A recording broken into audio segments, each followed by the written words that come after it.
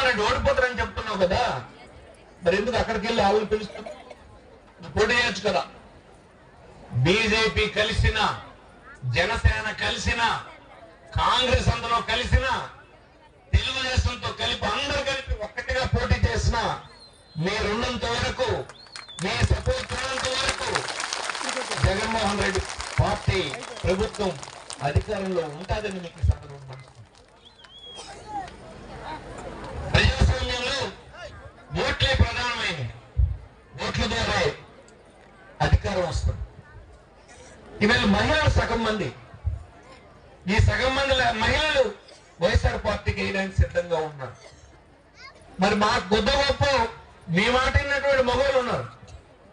వీళ్ళందరూ మాకు వస్తే సరిపోతుంది కదా గడ్డానికి. గుర్తుగా లేరా అందరూ మగవాళ్ళు ఎన్నిస్తేనా? కాదు కదా, చాలా మంది మగవాళ్ళు ఉంటారు. నీ కుటుంబాన్ని ఆ మగాడి మీద భారం పెట్టకుండా మీరు నడుపుకునేటువంటి పద్ధతి వల్ల వాళ్ళకి భారం తగ్గింది. వాళ్ళందరూ కూడా ఈ ప్రభుత్వానికే సమర్పిస్తున్నారు. ఈ రాష్ట్రంలో ఏమి జరగలేదని చెప్తాడు ఆయన. మన జిల్లాలో చూసుకోండి, 70 సంవత్సరాలు ఎప్పుడు సముద్ర పొడ్డున ఒక అభివృద్ధి పని చేసిన పాపన పోలేదు. ఇంతకు ముందు 75 సంవత్సరాలు.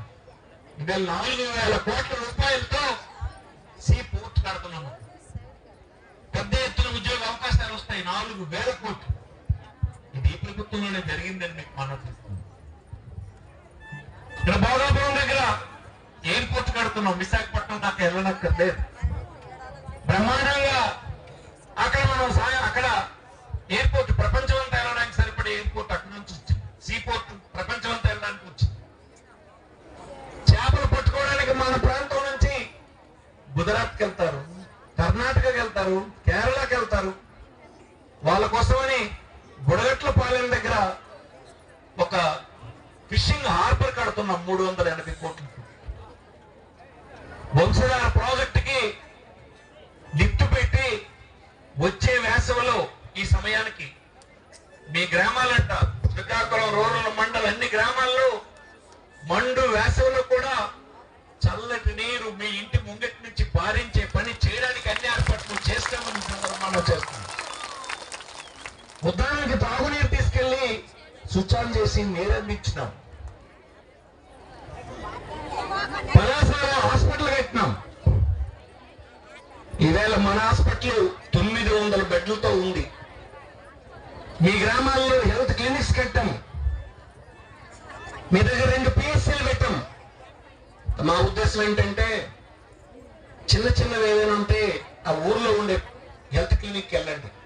మీ దగ్గర నయా పసి తీసుకోరు. అంతకంటే ఇబ్బంది అయింది అయితే మీ పిహెచ్సికి వెళ్ళండి. సింగపురంలో ఒకటి ఉంది, అక్కడ కల్లేపల్లిలో ఒకటి ఉంది. అక్కడ కూడా దాటిపోతే పెద్ద హాస్పిటల్ శ్రీకాకుళంలో బ్రహ్మాండంగా తయారు చేసి డాక్టర్లని, మందుల్ని, ఎక్విప్మెంట్ ని చేసి ప్రైవేట్ హాస్పిటల్కి మించిపోయినట్టుగా తయారు చేశారు. అక్కడికి వెళ్ళండి. ఏ డెలివరీకి ఒక నయోపస్ తీసుకోకుండా సీనియర్ డాక్టర్లు, నర్సులు అందరూ కలిసి మీకు వైద్యం చేయడానికి సిద్ధంగా ఉన్నారు. పరిపాలన అంతా మీరు కార్యాలయాలతో తిరగకుండా మీ ఊర్లోకి తీసుకొచ్చాం. మీరు ఇప్పుడు ఎక్కడ ఏ కాగితం కోసం, ఏ సర్టిఫికెట్ కోసం ఎక్కడికి వెళ్ళకండి. ఊర్లో ఉన్న ఆఫీస్లోనే అన్ని పనులు చేసుకోవచ్చు. అలాగే రైతులు వ్యవసాయ విత్తనాలు, ధాన్యం కొనుగోలు, మందులు, సలహాలు ఇచ్చేటువంటి ఆఫీస్ కూడా ఊర్లోనే పెట్టాం. ఇన్ని రకాలుగా పరిపాలనలో 5 సంవత్సరాలు మార్పులు తెచ్చి ఎంతో మీ అందరి ఉన్నతికి పాటుపడ్డాం. ఈ ఆఖరి మీటింగ్ లో ఇవన్నీ చెప్పి మీకు అందరికీ ఒక అప్పీల్ చేద్దామని అనుకుంటున్నాం. మీ అందరి జీవితాలు సంతోషంగా ఉంచడానికి 5 సంవత్సరాలు కృషి చేశాం. మళ్ళీ మరిన్ని పథకాలతో మరొకసారి అధికారులు ఇవ్వమని అడుగుతున్నాం. మీరు అధికారం ఇస్తే మీకోసం ఈ 5 సంవత్సరాలు కష్టపడినట్టే మళ్ళీ కష్టపడి తెచ్చినటువంటి స్కూల్లో చదువుకుంటున్నటువంటి పిల్లలు వారందరి స్థితిగతులు మార్చడానికి గట్టిగా ప్రయత్నం చేస్తాం. లేదు ఈ ప్రభుత్వం మీకు నచ్చలేదు, మా అకౌంట్లో డబ్బు వేస్తారా మీరని మీకు కోపం వస్తే మాకు ఓటు వేయక్కర్లేదని మనం చెప్తాం. మీకు ఓటు వేయము అన్నోళ్ళు ఎవరైనా ఉంటే చేయొద్దండి, ఓటు వేయం మీకు అని. ఏంటి ఒక్కడే ఎత్తలేదు? వేస్తామన్నా చేతులు ఎత్తండి.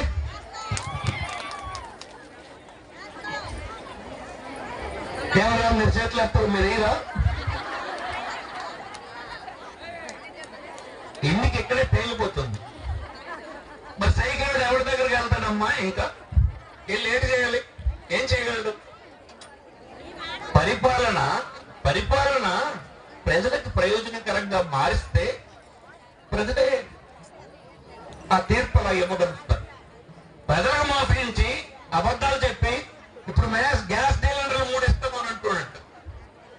3 గ్యాస్ సిలిండర్ మీ ఇంటికి తెలుగుదేశం కార్యకర్త వస్తాడు, ఇలాగంటాడు 3 గ్యాస్ సిలిండర్. కొంతమంది అమ్మలేట రెడీ అయిపోతారు. 3 గ్యాస్ సిలిండర్ల ఈ గ్యాస్ సిలిండర్ అంటే గ్యాస్ స్టవ్లు అనుకుంటుంది ఆమె. ఇళ్ళ ఒకటి పెట్టవచ్చు, ఇంట్లో ఒకటి పెట్టవచ్చు, తెరట్లో ఒకటి పెట్టవచ్చు అనుకుని అంటుంది. ఎప్పుడైనా చంద్రబాబు కట్టుబడి ఉన్నాడా? ఇలా బంగారం విడిపించేస్తాడు రైతులకు చెప్పినాడు.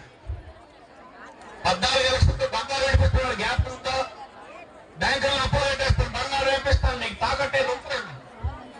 నయా బస్ కట్టాడా? అందుకోసం చంద్రబాబు మాట నమ్మడానికి వీలు లేదు. ఈవేళ కాదు, అతను 14 సంవత్సరాల అధికారంలో ఉన్నప్పుడు, 40 సంవత్సరాల రాజకీయ జీవితం చూసినప్పుడు అతను ఎప్పుడు అసత్యాలతో ఉన్నాడు తప్ప ఆడిన మాటకి ఎప్పుడు నిలబడి ప్రజల మధ్య అతను నిలబడలేదని మీకు మాట. అందుకే బీజేపీ అక్కడ జనసేన వారందరూ ప్రయత్నం చేస్తూ ఉంటారు. ఈ విషయాలన్నీ మీరు అర్థం చేసుకోవాలని మనం చేస్తాం.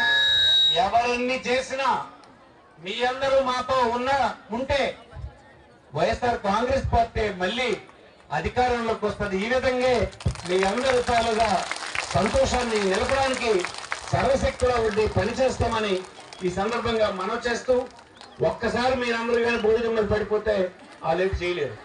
ఇది స్లోగా 15 కౌంటర్లు పెట్టారు.